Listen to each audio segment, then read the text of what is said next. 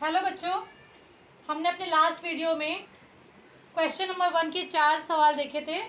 आज हम 5वें से स्टार्ट करेंगे। इसमें हमको दिया था क्वेश्चन की जो दी गई जो हमको श्रृंखला है वो अंक गणितीय श्रृंखला है या नहीं ये बताना था और सामान्य अंतर निकालना है। तो अगर सामान्य अंतर सभी का एक आता है मतलब वो अंक गणितीय श्रृंखला है, और अगर सामान्य अंतर अगर एक जैसा नहीं आता मतलब वो अंक गणितीय श्रृंखला नहीं है। तो इसमें पहले हम T1, T2, T3 और T4 का मान लिख लेते हैं। T1 को हम A से भी दर्शाते हैं, यहाँ पर जरूरत नहीं है, लेकिन आगे के सवाल में जो A होता है वो T1 होता है।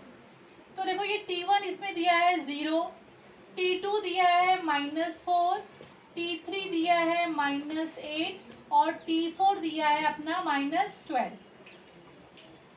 तो हमको क्या निकालना है? T2 minus T1, T3 minus T2 और T4 माइनस T3। इस तरह से हमको अंतर निकालना है।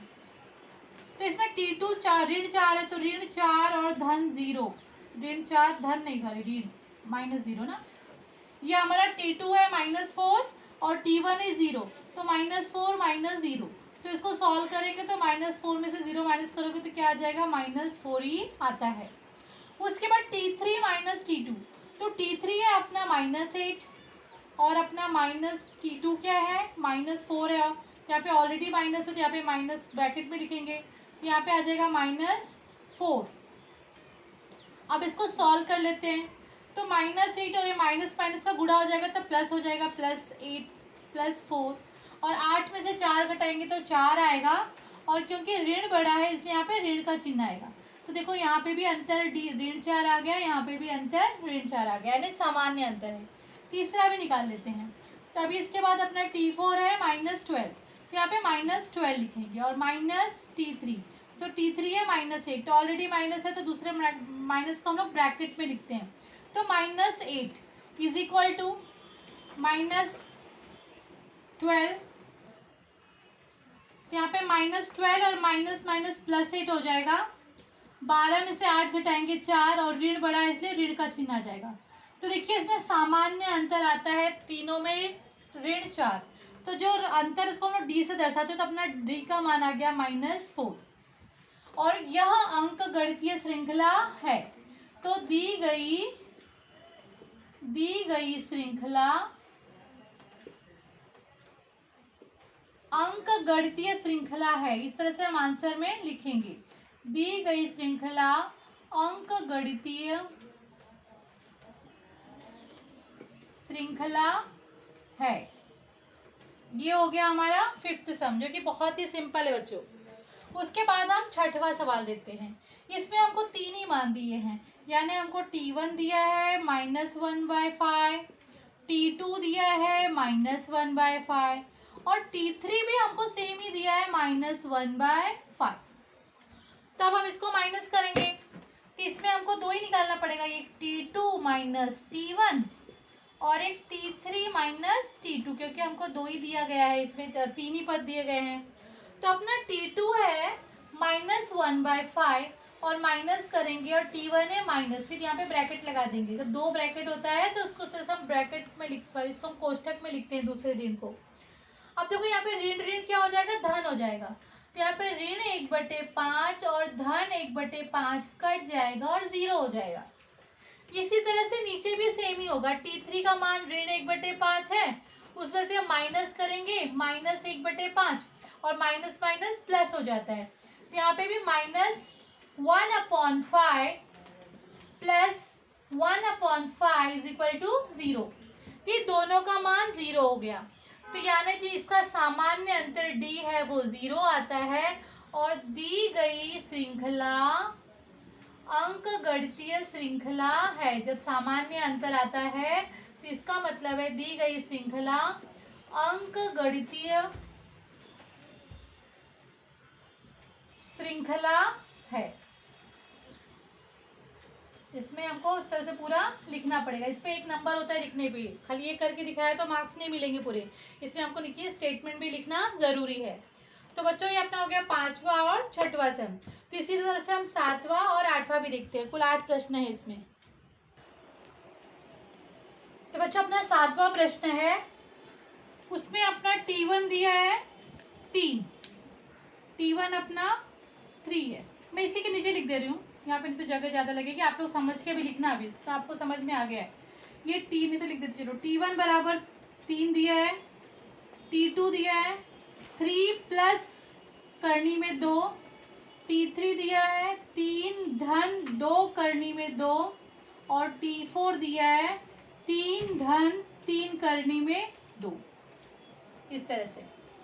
तो इसमें हम क्या निकालते हैं, T2 minus T1, T3 minus T2 और T4 माइनस T3।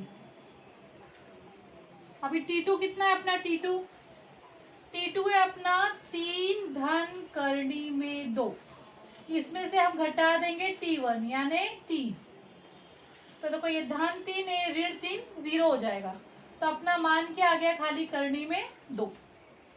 उसके बाद है T3 माइनस T2, T3 कितना है ये वाला 3 धन 2 करनी में 2 ऋण, T2 कितना है 3 धन करनी में 2। देखो इस तरह से हम ब्रैकेट में लिखेंगे, क्योंकि ब्रैकेट खोलने के बाद सबके चिन्ह बदल जाते हैं।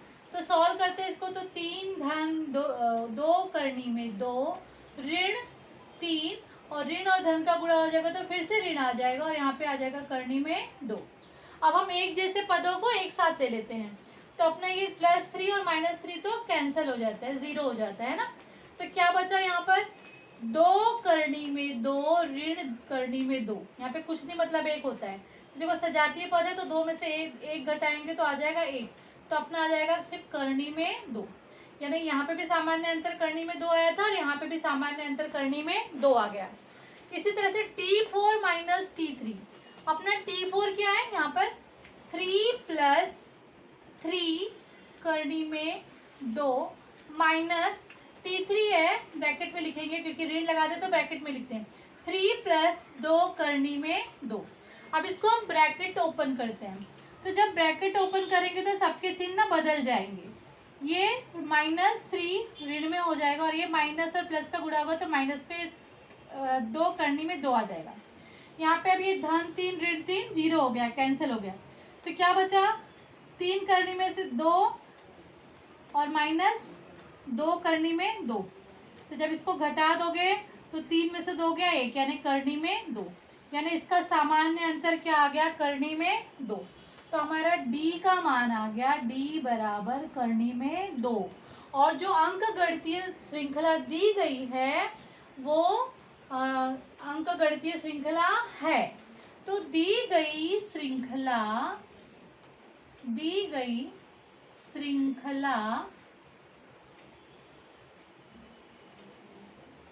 अंक गणितीय श्रृंखला है। क्यों? क्योंकि इसका सामान्य अंतर समान है। जब सामान्य अंतर D जब सबका समान होता है तो दी गई श्रृंखला अंक गणितीय श्रृंखला है। तो ये अपना हो गया क्वेश्चन नंबर 7। उसी तरह से हम 8वां देखते हैं, उसमें भी हमको 3 ही पद दिए हुए हैं, तो 3 ही का अंतर निकालेंगे। तो ये अपना T1 हो गया 127, T2 हो गया 132 और T3 हो गया 137। तो अब इसमें करेंगे T2 माइनस T1 और T3 माइनस T2। तो अब ये 132 माइनस 127 कितना आता है, 132 में से 27 घटाओगे तो 5 आ जाएगा ना। उसके बाद आएगा 137 ऋण 132, इसमें भी घटाओगे तो अपना 5 आता है। Very simple. तो इसमें भी हमारा जो D हो गया वो मान आ गया 5, और सेम लिख देंगे कि दी गई श्रृंखला अंक गणितीय श्रृंखला है, क्योंकि इसका सामान्य अंतर समान है, अंक गणितीय श्रृंखला है।